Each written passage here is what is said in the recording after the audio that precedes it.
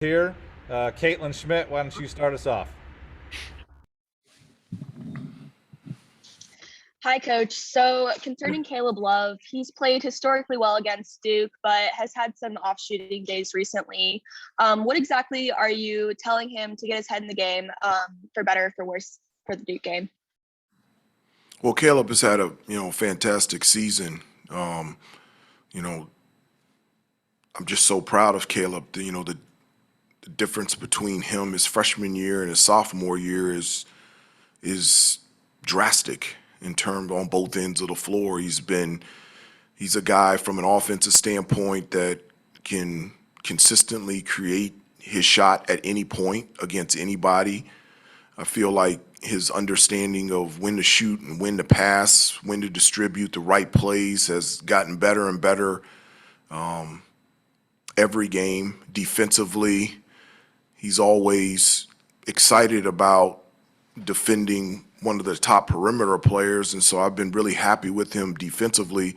There's more to the game than shooting the basketball. There's more to the game than percentages in particular games, and it's more to the game than what happened last year. I'm very happy that Caleb Love is on North Carolina's basketball team, and I'm very glad that he'll be on the floor wearing a Carolina jersey on Saturday. Thanks, Coach. Adam Smith.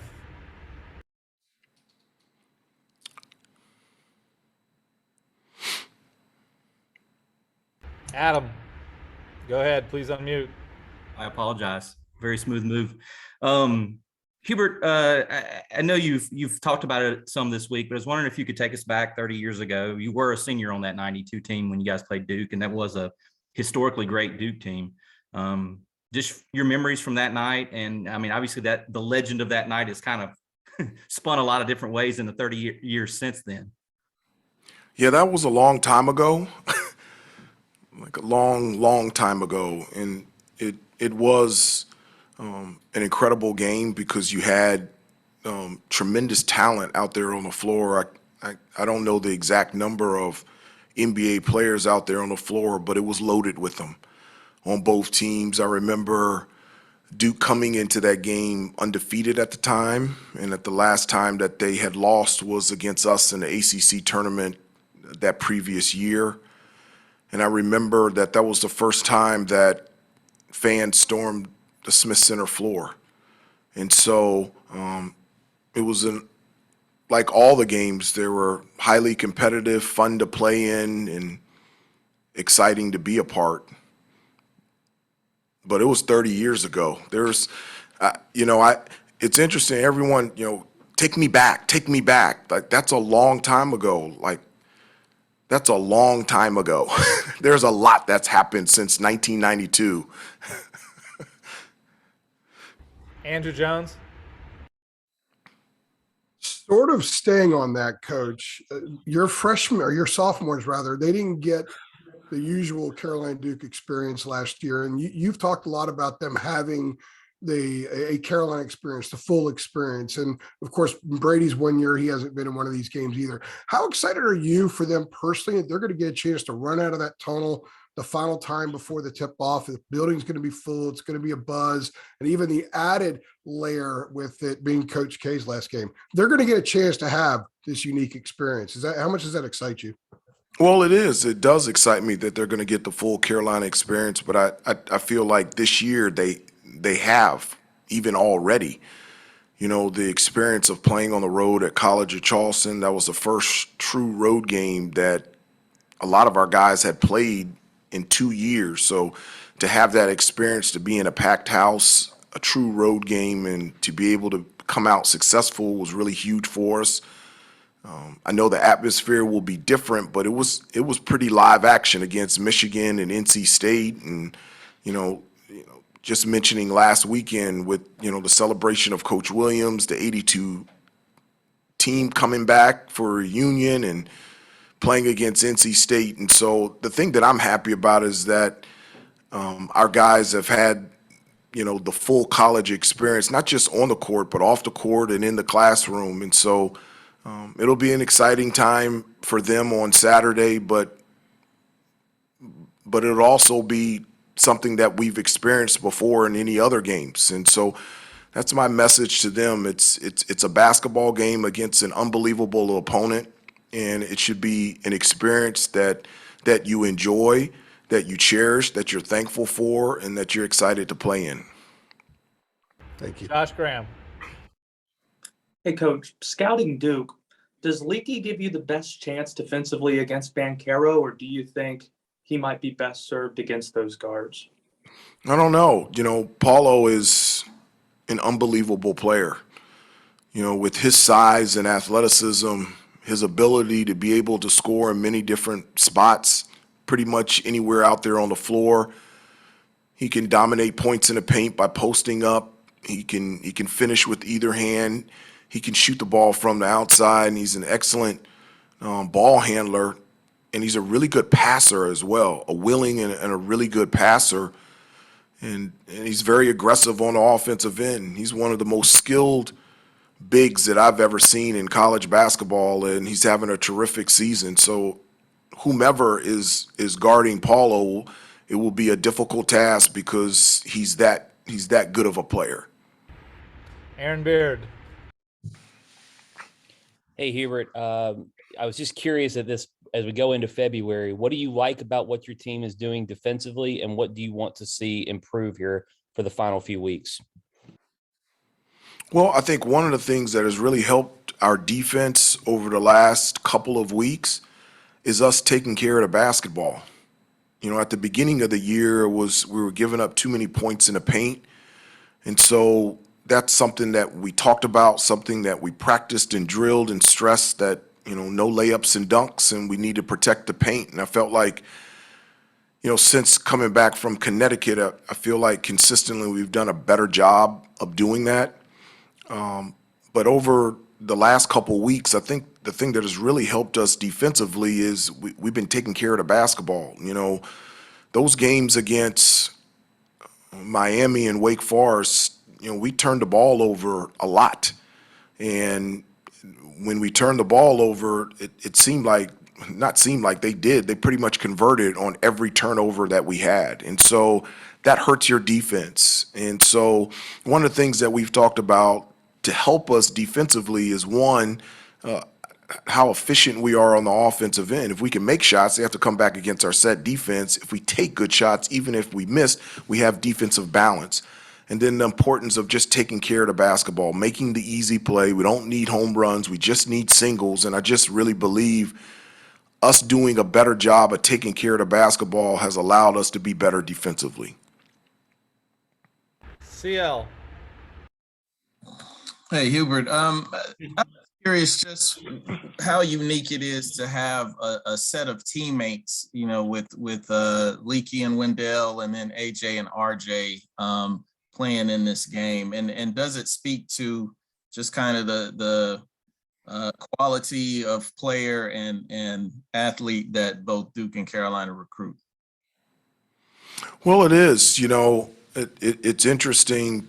Back when I was in school, there wasn't AAU. And so coming in, I came in the same year as Christian Laettner, and, we obviously didn't have a relationship because we didn't have AAU and we didn't have an opportunity to spend time together. And so that's the different part now is the kids now, they have relationships, they have friendships with so many different people from different parts of the country, different places. And so, whether you come to UNC, Duke, or whomever, those relationships continue to exist while they're playing college. And I think that's really neat.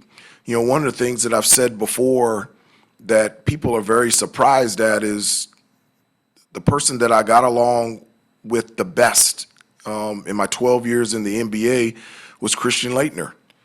We played together for the Dallas Mavericks. We were teammates also with the Washington Wizards. We just enjoyed hanging out together and playing ping pong, and that's something that, we would have never thought while we were in college together. And so I think the guys today, they have those experiences younger in high school, and it carries with them in college, and I think that's really special.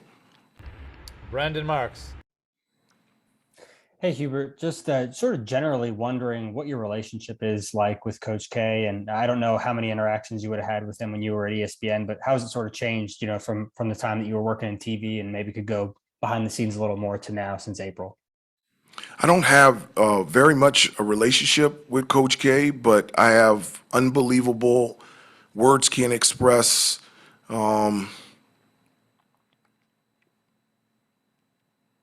just thoughts and praise for him. What he has done for not only Duke University, for the basketball program, for college basketball, for basketball in general, for international basketball, and to do it at the level that he's done it with such longevity and success, it's much to be praised. I don't have, a deep relationship with him because I never played for him, but the times that I interacted with him in the 7 years that I was with ESPN, the brief moments that I talked to him before and after games against, when we played against each other have been great and have been special, and he's a terrific coach and terrific person. Severin Mull. Hey, Coach.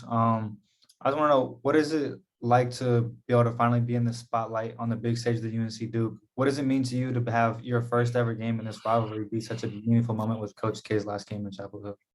Just not really thinking about that. I know that it's a special moment, but my focus is on doing my job.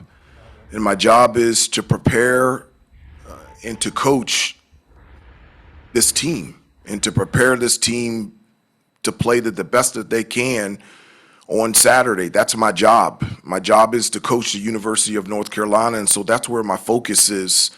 I don't spend hardly any time at all thinking about things that take me away from what's the most important thing. And the most important thing is for me to coach and to prepare these guys every day to become the best that they can individually and to help this team become the best team it can become. Adam Smith. Hubert, I don't mean to say that Banchero is comparable to Jake LaRavia or Sam Wardenberg or some of these other face-up bigs that have given you guys some trouble, but is there any value in going back and studying some of those stretch fours, Nate Lashevsky, those guys that have caused you some problems? Is there anything that you can connect from those games to this games in dealing with Banchero? Not necessarily. Those players that you mentioned, LaRavia and Lashevsky, both of them are fantastic players, as well as Paulo. As I said before, I can't say enough about Paulo and just not only the type of player, but the type of kid he is. He comes from an unbelievable family, and he's having a terrific season. And I think all of them are three different players. I think it's important for us that we just focus on what we can do against Duke. It's not, Duke is successful, and Paulo's a huge part, but they have a really good team, and they have an unbelievable coach. And so it's important for us to focus on the Duke team and us preparing to see how well we can play on Saturday. Time for 3 last questions. Andrew Jones, then Aaron Beard, then Kip Combs. Andrew, go. Hey, Coach, with Anthony unavailable the rest of the way and Dawson out right now, the starters have been logging a lot of minutes lately. Have you tweaked anything about how you handle them to preserve their legs, or is this an issue where they're 20, 21, 22 years old? It's not really an issue to you? No, it is an issue to me. We've had to adjust and tweak and pivot and alter practices to adjust to the high minutes that the starters are logging. And it's also a motivation and encouragement to the guys that coming off the bench of how important they are to play well and to give incredible minutes when they get into the game. I'll give you an example. Puff Johnson, I think he played a little bit over 10 minutes against Louisville, and the one of the biggest plays in the game to me was his ability to take a charge. It was an N1 situation with Withers, and he stepped up and sacrificed his body and was able to take the charge. And so making plays like that is just huge for us. But we have had to tweak and alter and pivot practices and usage just to make sure that everyone stays healthy and everybody stays fresh. Thank you. Aaron and then Kip. Hubert, just to follow up on that, is there any update on Dawson, and do you anticipate him possibly being available Saturday? At this point, there is no update on Dawson. I'm very happy that he is spending this time with family. I feel like that's the best place for him to be right now. And this team and this program 100% loves and supports Dawson and his family. And they are always on our thoughts and our minds and our prayers throughout the day. And we miss Dawson. He will not be available for Saturday's game. Final one for Hubert. Kip, go ahead. Thanks, Steve. Hubert, looking at Duke, Trevor Keels apparently is back in the lineup for them now, which means they'll probably go a lot of small lineup when Williams isn't in the game. Which is, in your mind, more dangerous, when he isn't there and they seem to be more explosive offensively, or when he is and he's backlining the defense? I think they're just dangerous. They're not dangerous, and now they are dangerous. You know, they're dangerous. They're a good basketball team. So whomever, whether it's a big lineup, small lineup, medium lineup, like, they're dangerous. And so each one of them that come on the floor, they're very good basketball players, and they're a good basketball team. That's one of the things that make them such a good basketball team is that who's ever on the floor in whichever lineups they have, they can be very effective. They can be dangerous on both ends of the floor. And so I'm not looking at one particular lineup that's favorable to us. We just have to prepare, we just have to practice, and we just have to play. And if we prepare and we practice and we'll play, North Carolina will be fine. Thank you, Coach.